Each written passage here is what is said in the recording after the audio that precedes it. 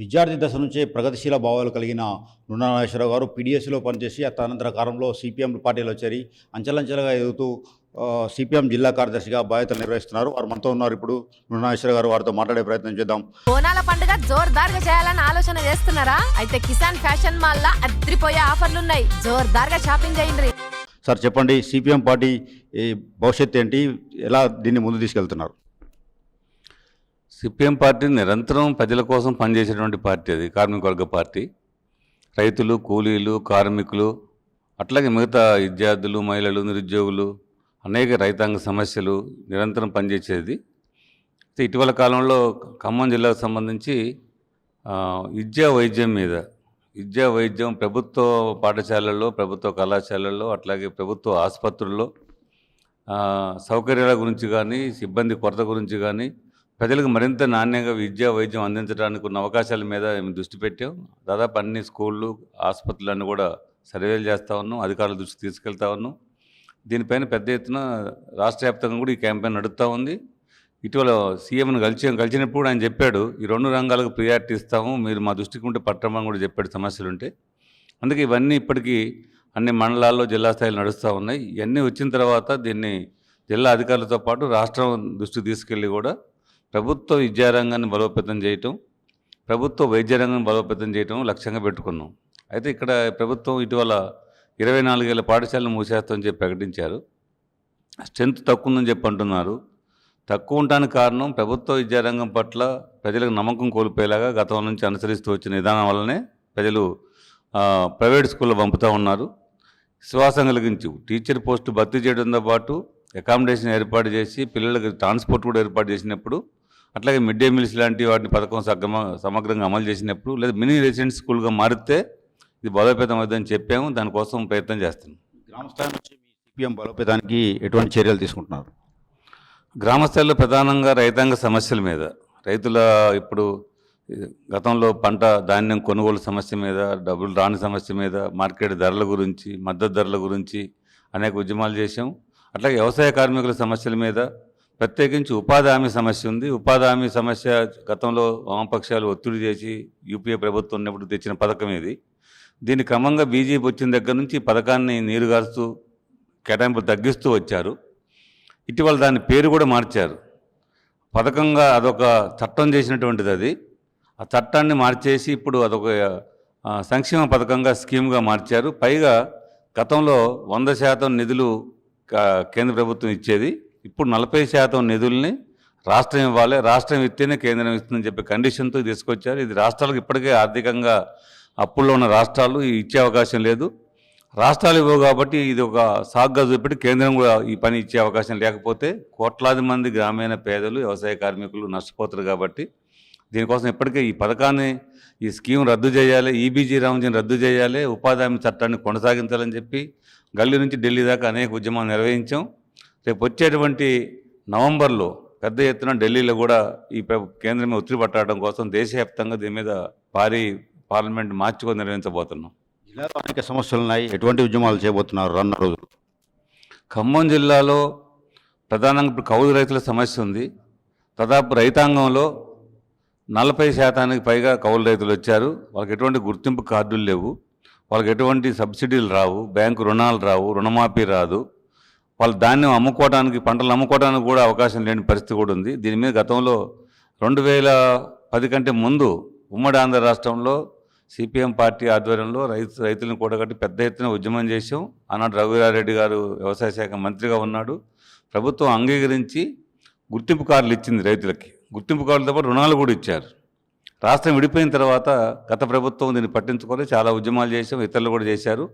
ఇప్పుడు ఆ సమస్య ఇంకా మరింతగా పెరిగింది. దీనికోసం ప్రత్యేకంగా ఉద్యమం చేస్తున్నాం. రెండోది, ఉమ్మడి ఖమ్మం జిల్లాకి మన జిల్లాలో విడిపోయిన తర్వాత, రాష్ట్రం విడిపోయిన తర్వాత ఖమ్మం జిల్లాలో ఎటువంటి పరిశ్రమలు లేవు. ముఖ్యంగా జిల్లాలు విడిపోయిన తర్వాత ఖమ్మం జిల్లాకు సంబంధించి వ్యవసాయం తప్ప ఎటువంటి పారిశ్రామికంగా పరిశ్రమలు లేని పరిస్థితి ఉంది. ఉన్న గ్రానైట్ కూడా సంక్షోభంలో ఉంది.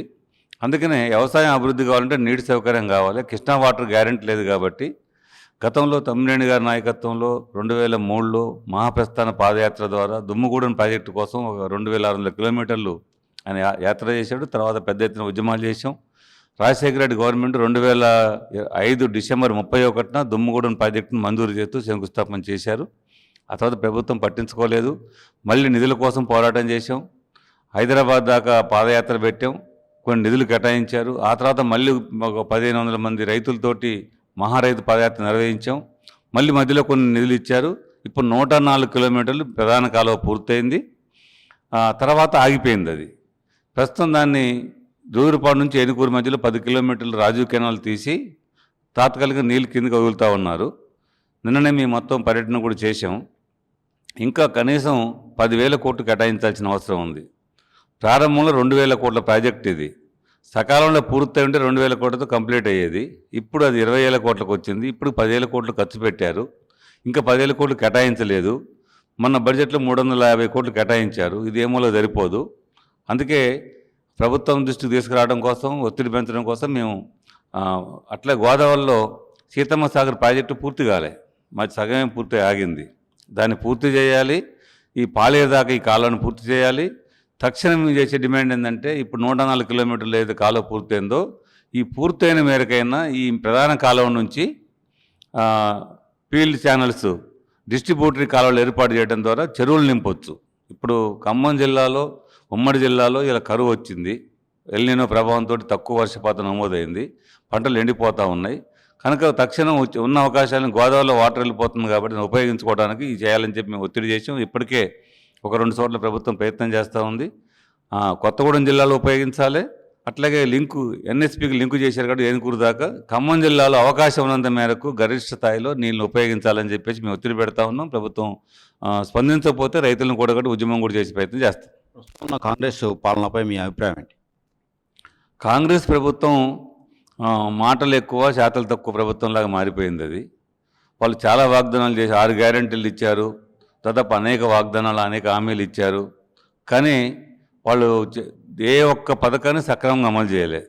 మహిళలకు ఉచిత బస్సు ప్రయాణం ఒకటే 100% అమలు చేస్తూ ఉన్నారు. మిగతా అన్ని పథకాలు కూడా అరకొరగానే అమలు చేశారు. ప్రజల్లో అసంతృప్తి పెరుగుతూ ఉంది. ప్రభుత్వం మాటలు ఎక్కువ చెబుతూ ఉంది, ఇంకా కొత్త కొత్త వాగ్దానాలు చేస్తూ ఉన్నారు. లేదంటే గత ప్రభుత్వం మీద విమర్శలకి పరిమితం అవుతూ ఉన్నారు. గత ప్రభుత్వం పొరపాట్లు చేసింది కాబట్టి ప్రజలు ఆ ప్రభుత్వాన్ని ఓడించారు, కాంగ్రెస్కి అవకాశం ఇచ్చారు.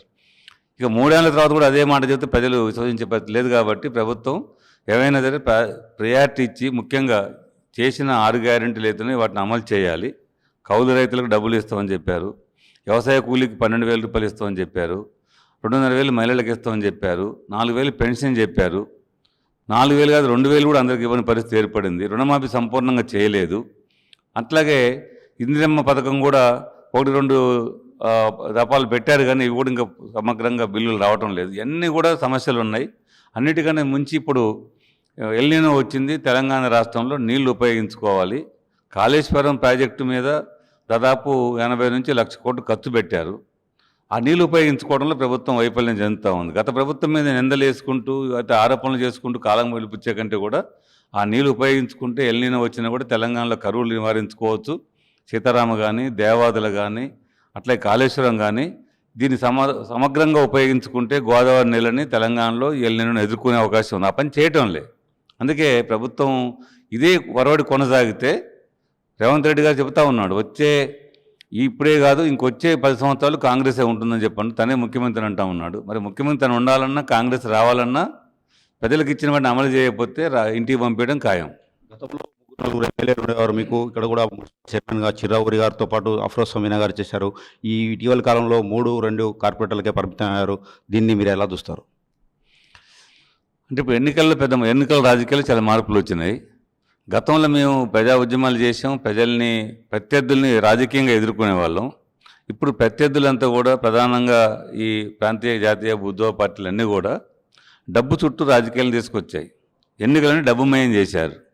దాన్ని ఒక మార్కెట్ సరుకుగా మార్చి పోటీపడి 2,000 నుంచి 5,000 రూపాయల దాకా ఓటుకి ఇచ్చే ప్రయత్నం చేస్తున్నారు. ఒక బాధ ప్రజల్ని మభ్యపెట్టే విధంగా అనేక వాగ్దానాలు చేయటం, ఆచరణ సాధ్యం కాని వాగ్దానాలు, హామీలు ఇవ్వటం.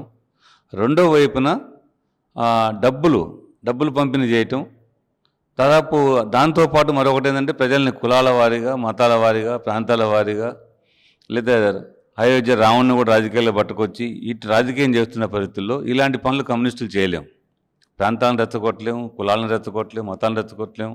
సెక్యులరిజానికి కట్టుబడి ఉండే పార్టీ, ప్రజాస్వామ్య స్ఫూర్తితో ఉండే పార్టీ, ఎన్నికల డబ్బులు ఖర్చు పెట్టి ఓటు కొనుగోలు చేసి ప్రజలను అక్రమ పత్రులు గెలిచే ఆలోచన చేయదు. కాబట్టి తాత్కాలికంగా మేము వెనుకబడ్డం, డబ్బు రాజకీయాలు వెనకబడ్డం తప్ప ఉద్యమాలు చేస్తే మేమే చేస్తాం. ఇప్పటికి కూడా ఈ ఖమ్మం జిల్లాలో కానీ, తెలంగాణలో కానీ, దేశంలో కానీ ఏ సమస్య వచ్చినా జనం కమ్యూనిస్టుల వైపే చూస్తూ ఉన్నారు. ఈరోజు ఖమ్మం జిల్లాలో మేము ప్రత్యక్షం చూస్తున్నాం. గత బీఆర్ఎస్ ఉన్నప్పుడు, కాంగ్రెస్ ఉన్నప్పుడు కూడా ధాన్యం కొనుగోలు చేయకపోతే, కొనుగోలు చేసిన వాడు డబ్బులు ఇవ్వకపోతే, లేదా నీళ్లు వదిలిపెట్టకపోతే, ఏ సమస్య వచ్చినా కూడా అధికార పార్టీలు ఉన్నటువంటి చాలామంది రైతులు కూడా మమ్మల్ని సంప్రదించి మీరు గొడవ చేస్తేనే, మీరు ఉద్యమం చేస్తేనే ఈ సమస్య అవుద్ది, మీరు చేయండి అని చెప్పి అడిగే పరిస్థితి ఉందని చెప్పంటే ఇప్పటికి పోరాడే పార్టీగా ఉంది. నిత్యం కార్మికులు కానీ, రకరకాల కార్మికులు, స్కీమ్ వర్కర్లు, హమాలీలు దగ్గర నుంచి ఉద్యోగుల దాకా అనేక అసంఘటిత రంగ కార్మికులు, అట్లాగే మిగతా రైతు కూలీలు, అనేక సమస్యల మీద ఇప్పటికీ మేము పోరాడుతున్న పార్టీగా మేమే ఉన్నాం. ఓట్లు మాకు రావు కానీ జనాన్ని సమీకరించడంలో, ప్రజల్ని చైతన్యం చేయడంలో, పోరాటం చేయడంలో, సమస్యలు పరిష్కరించడంలో, ప్రభుత్వాలు పరిష్కరించేలాగా చేయడంలో మేము ఇప్పటికి ముందు బాగానే ఉన్నాం. కార్పొరేషన్లో రానున్న కార్పొరేషన్లో టీఆర్ఎస్తో పొత్తు పెట్టుకుంటున్నారని తెలుస్తుంది. గతంలో మీరు టీఆర్ఎస్ని అపోజ్ చేశారు. ఇది ఎంతవరకు కరెక్ట్ అంటారు? అంటే స్థానిక సంస్థల్లో స్థానిక సంస్థల ఎన్నికలు రాజకీయాలను ప్రభావితం చేసే కావు, నిర్ణయాలు చేసే కావు. ఒకటి. రెండోది ఏంటంటే బీజేపీ కాని పక్షంలో, బీజేపీకి వ్యతిరేకంగా కలిసి వచ్చే పార్టీలతో కలిసి పనిచేయటం మేము విధానంగా పెట్టుకున్నాం దేశవ్యాప్తంగా. అయితే మాతో కలిసి మేము ఎవరితో కలవడం ముఖ్యం కాదు, మాతో కలిసడానికి ఎవరు సిద్ధంగా ఉన్నారనే దాన్ని బట్టి ఉంటుంది. అది ఏదన్నా సరే ప్రజల మీద భారాలు వేసి ప్రజల్ని ఇబ్బంది పెట్టే వైఖరి అనుసరించే పార్టీలతో పెట్టుకోం, ఖచ్చితంగా వాళ్ళకి వ్యతిరేకంగా పోరాటం చేస్తాం. ఒకవేళ ఎన్నికల్లో కలిసి పనిచేసినా అధికారంలోకి వచ్చిన తర్వాత ప్రజా వ్యతిరేక నిర్ణయాలు తీసుకున్నప్పుడు ఖచ్చితంగా వ్యతిరేకించి పోరాడేటువంటి అనుభవం, అటువంటి చరిత్ర సిపిఎం పార్టీకి ఉంది.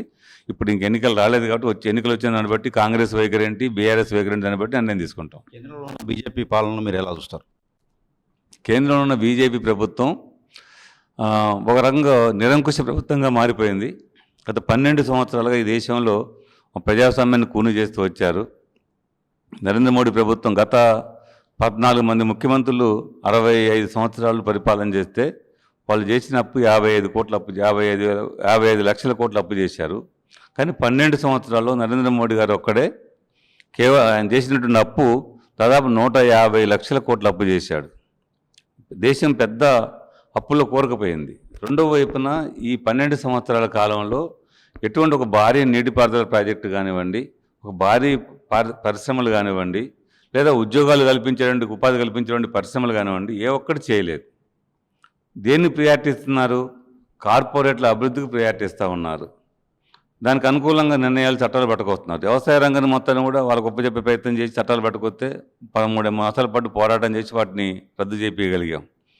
తర్వాత ఇప్పుడు రోడ్లు, జాతీయ రహదారులు, వీటి చుట్టూ అంటే కార్పొరేటు వర్గాలకి లేదా పారిశ్రామికవేత్తలకి ఈ దేశంలో మొత్తం మార్కెట్గా మారుమూల ప్రాంతాలకు కూడా పెట్టుబడిదారుల యొక్క సరుకులు అమ్ముడు పోవటానికి, ట్రాన్స్పోర్ట్ కావడానికి, మారుమూల ప్రాంతాలు ఉన్నటువంటి అన్ని రకాల సహజ జన వనరులు మొత్తం కూడా తరలించకపోవడానికి కావాల్సినటువంటి సదుపాయాలు ఏర్పాటు చేస్తారు తప్ప ఉపాధి కల్పించే విధంగా అభివృద్ధికరమైన పాత్ర ప్రభుత్వం చేయటం లేదు. కమ్మకమ్మ ప్రజల్ని ఇప్పటిదాకా ఏమి చేయకుండా ఎందుకు బీజేపీ గెలుస్తుందని చెప్పంటే దేశభక్తి పేరుతోటి, జాతీయవాదం పేరుతోటి పాకిస్తాన్ చూపెట్టి, చైనాను చూపెట్టి, లేదా తీవ్రవాదం పేరు చెప్పి రకరకాల కారణాలతో అటుగా అయోధ్యలో రాముడి గుడి చుట్టూ రాజకీయాలు చేసి మతాన్ని రాజకీయాల్లో చొప్పించి భావోద్రేకాలు రెచ్చగొట్టి కాలం గడుపుకుంటూ వచ్చారు. కానీ ప్రజలు ఇసిగిపోయారు. ఇప్పుడు ఇంకా వాటితో ఆ కథలు నమ్మటానికి సిద్ధంగా లేరు. మన జంతర్ మంతర్లో చూసాం, యూత్ అట్ట తిరుగుబాటు చేశారు. అందుకనే నరేంద్ర మోడీ ప్రభుత్వానికి, బీజేపీకి కాలం దగ్గర పడింది. పోయిన జనరల్ ఎన్నికల్లోనే బీజేపీ ఓడిపోయింది ఒక రకంగా. చంద్రబాబు నాయుడు, నితీష్ కుమార్ సహకారంతో అధికారంలో కొనసాగుతూ ఉన్నారు. వచ్చే ఎన్నికల నాటికి బీజేపీని ఇంటికి పంపించడం ఖాయం.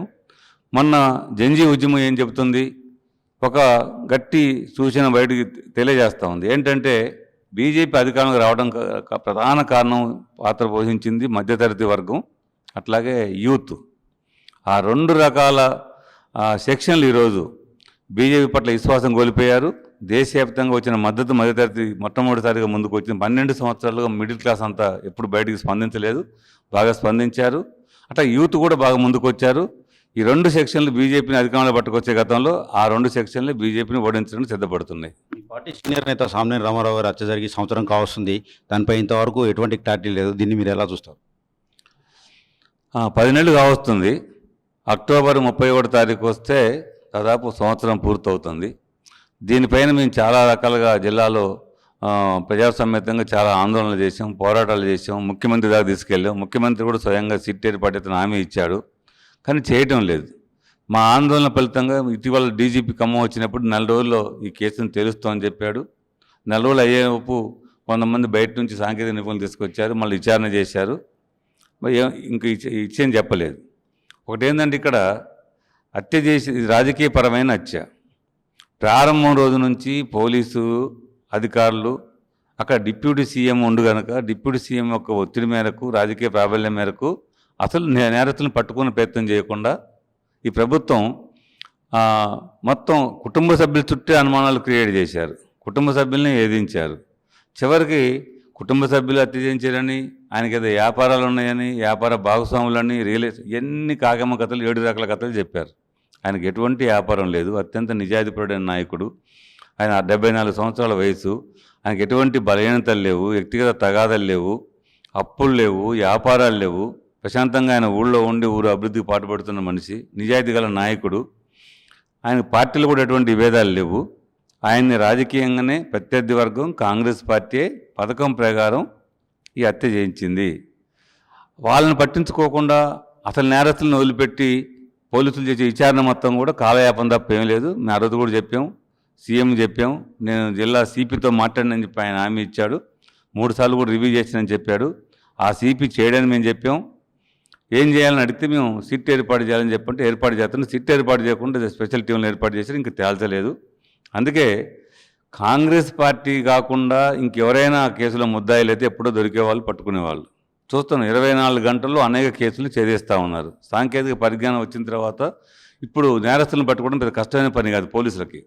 కానీ ఉద్దేశపూర్వకంగానే పోలీసులు ఈ కేసులో నేరస్తులను పట్టుకోవడం సిద్ధంగా, పట్టుకుంటే కాంగ్రెసే నేరస్తులను తేలుద్ది కాబట్టి దీన్ని కాలయాపన చేస్తూ ఉన్నారు. చూస్తాం, వాళ్ళు ఇచ్చిన సమయం ఉంది కాబట్టి భవిష్యత్తులో దీన్ని తేల్చకపోతే మరింతగా ఈ ప్రభుత్వం మీద ఒత్తిడి పట్టుకొచ్చి దాని మీద అంతకులను పట్టుకునే దాకా పోరాటం చేస్తాం. జిల్లాలో ఉన్న యువత గంజాయికి, మద్యానికి బానిస అయి తిరుగుతున్నారు. దీనిపై మీరు దీన్ని ఎలా చూస్తారు? వారికి యువతకి మీరు ఇచ్చే సందేశం ఏంటి? ఇది ఒక పెద్ద సామాజిక సమస్యగా మారింది. గంజాయి, డ్రగ్స్ అనేది ఇవాళ ఇచ్చలవిడిగా పెరిగిపోయింది. బాగా ఇది వ్యాపించిన తర్వాత ప్రభుత్వాలు ఇప్పుడు మేలుకున్నాయి. ఇది ప్రారంభంలో అరికట్టాల్సిన అవసరం ఉండే. దీని మీద ఇప్పటికీ మేము 2 సంవత్సరాల క్రితమే దీనిపైన సిపిఎం పార్టీగా ఒక కార్యక్రమం తీసుకున్నాం. విద్యార్థులను, యువతిని కూడగట్టి భక్తరాంధ్రలో ఒక 2000 మందితో ఒక సదస్సు నిర్వహించాం, అవేర్నెస్ కార్యక్రమం నిర్వహించాం. అనేక గ్రామాల్లో చాలా యువజన సంఘం తరపున అన్ని గ్రామాల్లో సైకిల్ ర్యాలీలు పెట్టాం, సైకిల్ యాత్రలు పెట్టి యూత్ని ఎడ్యుకేట్ చేసే ప్రయత్నం చేశాం. అలవాటు పడిన వాళ్ళు మానిపించలేకపోయినా కొత్త వాళ్ళు అలవాటు కాకుండా దీనికి దూరంగా ఉండేలాగా మా ప్రయత్నం చాలా వరకు చేసాం. అధికారులపైన ఒత్తిడి పట్టుకొచ్చాం. ఇప్పుడు అధికార యంత్రంగా మేలుకుంది, ప్రయత్నం చేస్తుంది. కానీ ఇది ఎక్కడికి పోయిందంటే, గంజాయి అంటే ఒకప్పుడు అది ఎవరో సాధులు, సన్నాసులు దీన్ని ఉపయోగించేవాళ్ళు.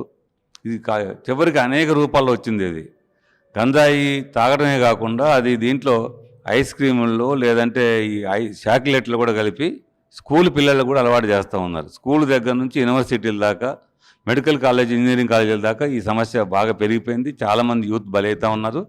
ప్రభుత్వం ఇంకా కఠినంగా నిర్ణయాలు తీసుకోవాలి. ఇప్పుడు తెలంగాణ ప్రభుత్వం స్పెషల్ టీంలు వేస్తున్నామని చెప్పి అన్నారు. గతంలో గ్రేవెంట్స్లో పనిచేసిన వాళ్ళందరినీ ఇప్పుడు కేటాయిస్తామని చెప్పి అన్నారు. అది చేయాలి, చేస్తే దీనివల్ల ఉపయోగం ఉంటుంది. మా ప్రయత్నంగా మేము ఇప్పటికీ అనేక మీటింగుల్లో, సమావేశాల్లో ఈ గంజాయి వ్యతిరేకంగా మీ ప్రచారం కొనసాగుతున్నాం. భవిష్యత్తులో కూడా ఇంకొక క్యాంపెయిన్ కూడా చేసి ప్రజల్ని చైతన్యపరిచే ప్రయత్నం చేస్తాం. రానున్న రోజుల్లో ఎటువంటి ప్రజా ఉద్యమాలు నిర్వహించబోతున్నారు? ఒకటి ఖమ్మం జిల్లాలో, ఒకటి ఖమ్మం ఉమ్మడి జిల్లాకు సంబంధించి పెద్ద ముఖ్యమైనది జిల్లా అభివృద్ధికి సాగునీటి ప్రాజెక్టు, సీతారామ ప్రాజెక్టు కోసం, సీతమ్మ సాగర్ ప్రాజెక్టు కోసం ఖచ్చితంగా అది పూర్తి అయ్యేదాకా పోరాటం మొదలు పెడతాం. ఆ తర్వాత రెండోది ఇక్కడ ఖమ్మం జిల్లాలో కౌలు రైతుల సమస్య ముఖ్యమైనది. దాదాపు ఆ రైతులకి వాళ్ళ హక్కుల కోసం, వాళ్ళ గుర్తింపు కోసం, గుర్తింపు కార్డులు, ప్రభుత్వం నుంచి వచ్చే సబ్సిడీలు అన్నీ అందేలాగా దానికోసం పోరాటం చేస్తాం. మరొకటి విద్యార్థుల్ని కూడగట్టి నిరుద్యోగ సమస్య మీద కార్యక్రమాలు చేపట్టే ప్రయత్నం చేయాలి. ఇప్పటికే హైదరాబాద్లో స్టేట్ లెవెల్లో ఒక ధర్నా నిర్వహించాం గత జూలై 15వ తారీఖు నాడు. రేపు ఖమ్మంలో కలెక్టరేట్ దగ్గర రాష్ట్రంలో కేంద్రంలో ఉన్న ఖాళీలన్నీ కూడా భర్తీ చేయాలి. కేంద్రంలో 12 లక్షల ఉద్యోగాలు ఖాళీలు ఉన్నాయి, భర్తీ చేయడం లేదు. రాష్ట్రంలో 2 లక్షలు భర్తీ చేస్తానని చెప్పి రేవంత్ రెడ్డి గారు హామీ ఇచ్చాడు. ఇప్పటిదాకా బీఆర్ఎస్ ఇచ్చినవి కూడా కలుపుకుంటే 60,000 మాత్రమే పూర్తి చేశారు. ఇంకా 1,00,000 ఉద్యోగాలు ఇక్కడ ఖాళీలు ఉన్నాయి, భర్తీ చేయాలి. కేంద్రం మీద రాష్ట్రం మీద ఒత్తిడి పెంచడం కోసం నిరుద్యోగ సమస్య మీద కూడా పోరాటాలు కొనసాగిస్తాం. సింగరేణిలో అనేక సమస్యలు ఉన్నాయి. సింగరేణి సమస్యల పట్ల మీ ఏ రకమైన స్టాండ్ తీసుకుంటాం? సింగరేణి సమస్యల మీద మేము కార్మికుల సమస్యకి మద్దతుగా ఉన్నాం. కార్మిక సంఘాలు పోరాడుతున్నాయి. ప్రత్యేకించి సింగరేణిలో కాంట్రాక్ట్ కార్మికుల సంఖ్య పెరిగింది. రెగ్యులర్ కార్మికుల కంటే కాంట్రాక్ట్ వర్కర్స్ పెరిగారు. కాంట్రాక్ట్ వర్కర్స్ మీద నిత్యం పోరాటం జరుగుతుంది. సిఐటి నాయకత్వంలో చాలా ఉద్యమాలు జరుగుతున్నాయి. వాటికి పార్టీ సిపిఎం ఎప్పుడు అండదండగా ఉంటుంది. ఇటీవల సింగరేణి అధికారులు మొట్టమొదటిసారి సింగరేణిలో అధికారులు ఆందోళన పోరాటాలు చేస్తూ ఉన్నారు. చాలా జెన్యున్ సమస్య వాళ్ళది కూడా. దాని మీద కూడా మద్దతు ప్రకటించాం. అట్లాగే సింగరేణి కొనసాగాలంటే మనుగడ సాగించాలని చెప్పండి సింగరేణికి బొగ్గు బ్లాకులు ఇవ్వాల్సిన అవసరం ఉంది. ఈ కేంద్రం పట్టుకొచ్చిన విధానం గతంలో కేసీఆర్ అనుసరించిన విధానం వల్ల సింగరేణి దెబ్బతినే కాడికి వచ్చింది. ఇటీవల అనేక కార్మికుల ఆందోళన ఫలితంగా అనేక పార్టీల ఒత్తిడి ఫలితంగా ప్రభుత్వం బొగ్గు బ్లాకులు 2 కేటాయించింది సింగరేణికి. ఇంకా మేము దీన్ని ఆక్షన్లో కాకుండా ఏలం పాటలో పాల్గొనే పద్ధతి తప్పు. తెలంగాణ రాష్ట్రంలో ఉన్న బొగ్గు బ్లాకులు మొత్తం కూడా తెలంగాణలో సింగరేణికి కేటాయించాలని మా డిమాండ్. అట్లా కాకుండా పోటీ నిర్వహించి అనేక సంస్థలు పాల్గొనేట్టుగా కోల్ ఇండియాలో భాగంగా పెడితే సరైనది కాదు. సింగరేణికి తెలంగాణలో ఉన్న బొగ్గు బ్లాకులు మొత్తం కేటాయించాలని చెప్పి కేటాయిస్తేనే ఇది సింగరేణి కొనసాగుద్ది. ఇది చాలా లాభాల్లో తీసుకురావచ్చు. దీన్ని ఇక్కడ ఉపాధి కల్పించవచ్చు. రాష్ట్ర ప్రభుత్వాన్ని కూడా ఆదాయం పెరుగుద్ది. కాబట్టి తెలంగాణ అభివృద్ధికి చాలా కీలకమైనది సింగరేణిలో బొగ్గు బావులన్నీ కూడా సింగరేణికి కేటాయించాలని రాబోయే కాలంలో మా వైపు నుంచి మేము ఆందోళన చేస్తాం. జిల్లాలో ఉన్న రైతాంగ సమస్యల పట్ల, సింగరేణి కార్మిక సమస్యల పట్ల రానున్న రోజుల్లో అనేక ఉద్యమాలు చేసి వాటిని సాధించే దిశగా ప్రయత్నం చేస్తామని సిపిఎం జిల్లా కార్యదర్శి నుండా నాగేశ్వరరావు గారు చెప్తున్నారు. వీడియో జర్నలిస్ట్ నాగేందర్తో హరీష్, RTV ఖమ్మం నుండి.